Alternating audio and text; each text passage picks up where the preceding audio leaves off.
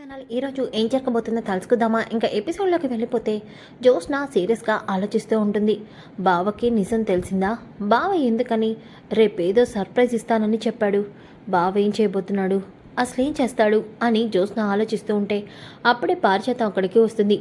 ఏంటి ఆ సూరజ్ గాడు నీతో ఏదో మాట్లాడుతున్నాడు? గ్రాని, వాడికి మెంటలెక్కింది, అందుకే పిచ్చి పిచ్చిగా వాగుతున్నాడు.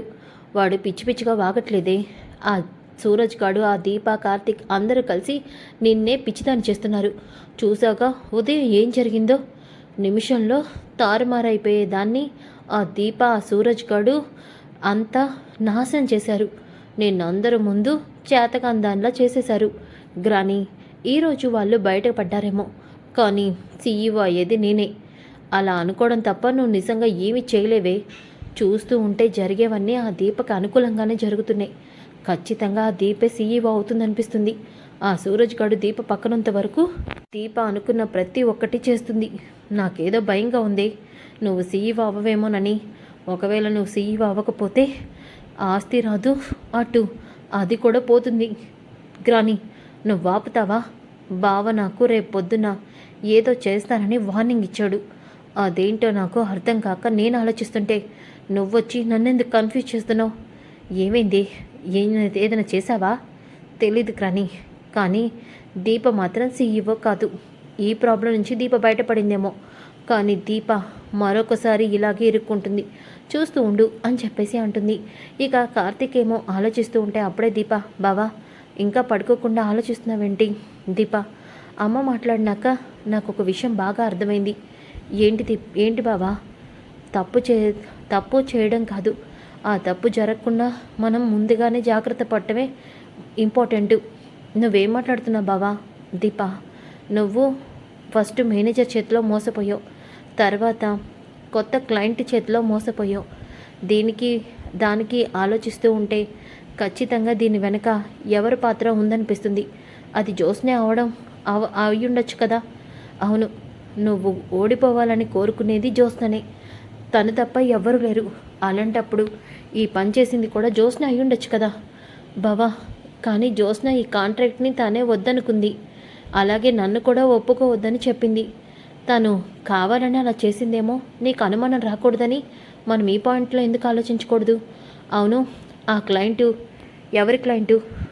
మేనేజర్ జ్యోత్స్న క్లయింట్ అనే తీసుకొచ్చాడు బావా. అయితే ఇక్కడ అర్థమవుతుంది, ఆ మేనేజర్ గాడు జ్యోత్స్నే కావాలని వాణ్ణి వాళ్ళ క్లయింట్గా అక్కడికి తీసుకొచ్చారు. కరెక్ట్గా రేటు కుదరకుండా చేసి ఆ రేటుకి నువ్విచ్చేలాగా జ్యోత్స్న, ఆ మేనేజర్ కలిసి ప్లాన్ చేశారు. అర్థమవుతుంది బావా. ఇది నిజమంటావా? అవును దీప, ఇదే నిజం. జ్యోత్స్న అందుకనే నీ విషయంలో తను గెలుస్తానని అంత కాన్ఫిడెంట్గా ఉంది. ఎలా అయినా వాడిని మనం పట్టుకుంటే వీళ్ళ నిజస్వరూపాన్ని తాత ముందు బయట పెట్టచ్చు. కానీ ఎలా బావా? దాన్ని ఎలా కనిపెట్టాలో, వాడిని ఎలా పట్టుకోవాలో నేను చూసుకుంటాను. రేపు చూడు, ఆఫీస్లో ఒక కొత్త కథ మొదలవుతుంది అని చెప్పేసి కార్తీక్ అయితే అంటాడు. ఇంకా ఉదయం అవుతుంది. ఉదయం అయిన తర్వాత దీప అలాగే కార్తీక్ ఇక సూరజ్ ఆఫీస్కి అయితే వస్తారు. ఇంతలోకి జ్యోత్స్న కూడా ఆఫీస్కి వస్తుంది. బావ ఏదో చేస్తానని చెప్పాడే, ఏం చేసుంటాడు? బావ ఫేస్ చూస్తుంటే చాలా కాన్ఫిడెంట్గానే కనిపిస్తున్నాడు. అసలు బావ ఏం చేయబోతున్నాడు అని జ్యోత్స్న అనుకుంటూ ఉంటుంది.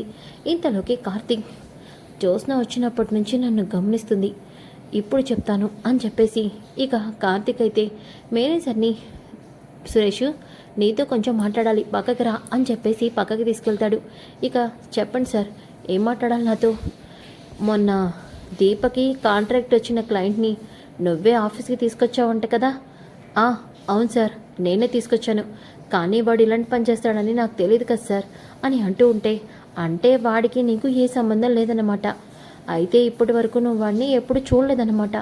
లేదు సార్, నేనెప్పుడు చూడలేదు, అతనితో నాకేం సంబంధం లేదు. అయినా మీరు ఎందుకు సార్ అలా అడుగుతున్నారు? ఏం లేదు, వాడు దొరికాడు. వాడిని అడిగితే వాడు నా పేరు చెప్పాడా అని చెప్పేసి ఒక్కసారిగా వాడికి చెప్పానే, డబ్బులు ఇచ్చినాక నా పేరు చెప్పొద్దు అని, కానీ వాడు నా పేరు చెప్పేశాడా అని అంటాడు. ఒక్కసారిగా కార్తీక్, దొరికిపోయారా మేనేజర్? నాకు తెలుసురా ఈ పని నువ్వే చేసుంటావు అని, ఇప్పుడు అడ్డంగా దొరికిపోయావు. కార్తీక్ సార్, నన్ను క్షమించండి సార్, దయచేసి ఈ విషయం చైర్మన్ సార్కి చెప్పొద్దు, నా ఉద్యోగం పోతుంది సార్.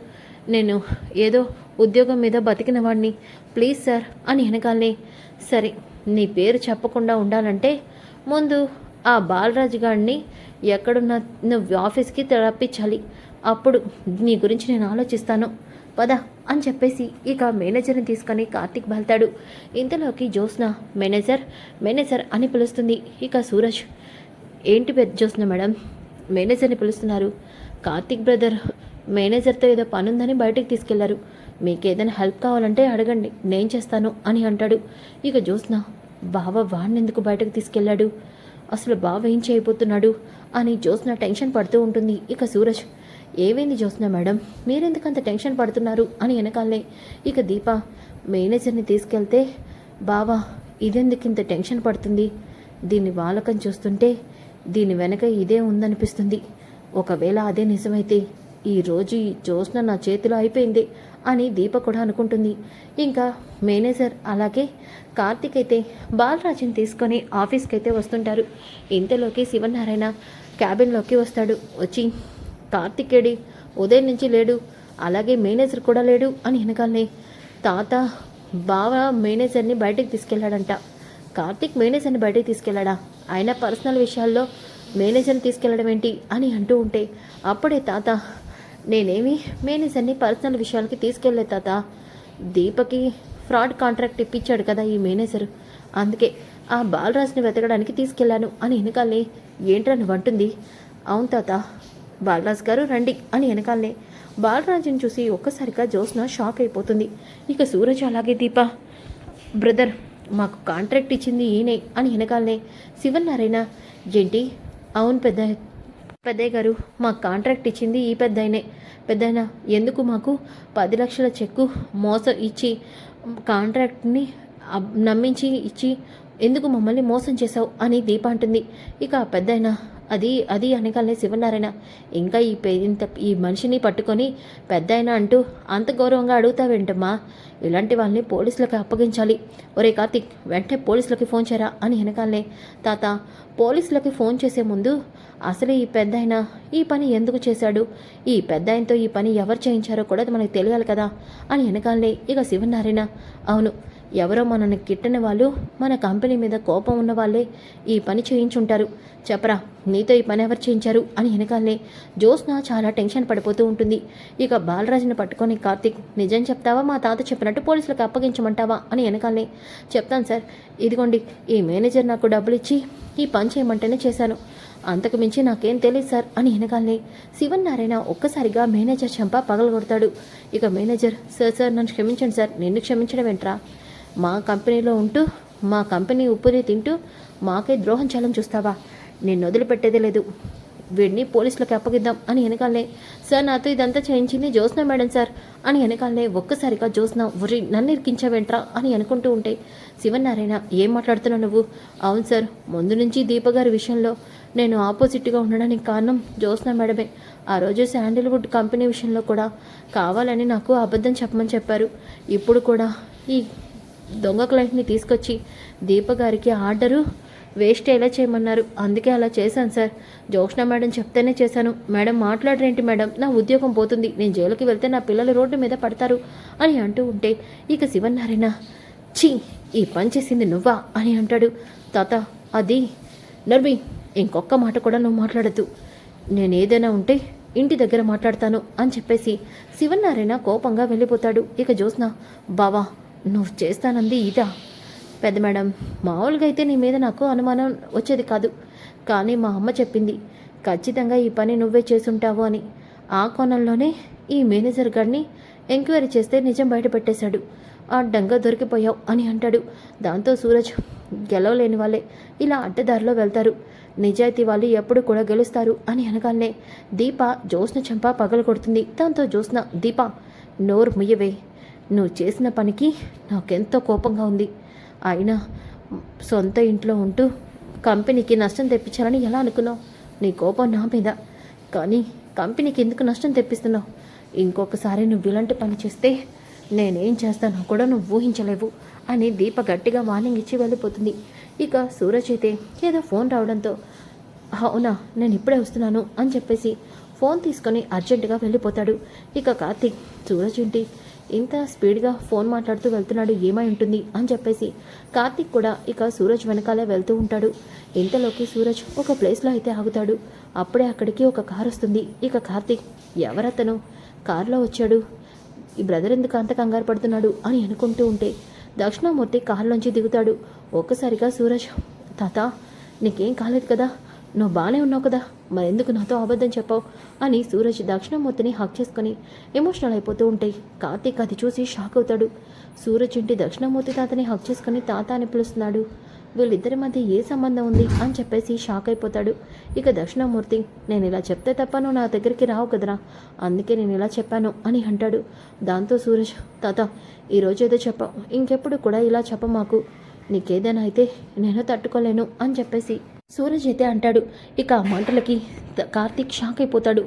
తాత అంటే దక్షిణామూర్తి తాత మనవడు ఈ సూరజా అని ఆశ్చర్యంగా ఉంటే ఇక దక్షిణామూర్తి, ఎందుకురా ఈ వయసులో నేను నా కూతుర్ని దూరం చేసుకున్నాను, ఇప్పుడు నా మనవడిని కూడా దూరం చేసుకోవాల్సిన పరిస్థితి వచ్చింది, ఇదంతా నా కోపం నా ఆవేశం వల్లే జరిగింది, వద్దురా ఇక నువ్వు మాకు దూరంగా ఉండాల్సిన అవసరం లేదు తాత, నేను నీకు దూరంగా ఉండి నీ కూతుర్ని నీకు దగ్గర చేయడానికే నేను ఇచ్చిన మాటని నిలబెట్టుకుంటాను తాత అని అంటాడు. ఒక్కసారిగా కార్తీక్ షాక్ అయిపోతాడు. ఇక దక్షిణామూర్తి, ఏంట్రా నువ్వంటుంది?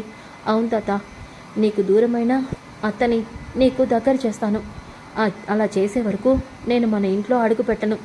అవును తాత, అప్పటి వరకు నువ్వు నాకు అడ్డుగా నిలబడ మాకు, ప్లీజ్ తాత కొన్ని రోజులు ఓపిక పట్టు, ఇప్పటికే ఆ కుటుంబం నన్ను నమ్ముతుంది, ఎలాగైనా సరే వాళ్ళ నమ్మకాన్ని గెలుచుకొని అత్తని నీకు దగ్గరగా ఎలా చేస్తాను, నా మాట విను తాత, నువ్వు ముందు కారెక్కు తాత అని దక్షిణామూర్తిని సూరజ్ కారెక్కిస్తాడు.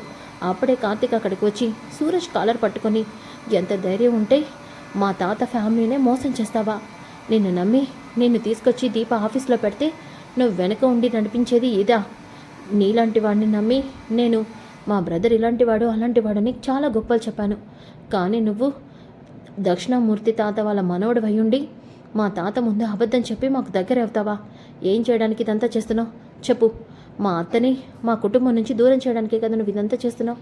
ఛానల్ ఈరోజు ఏం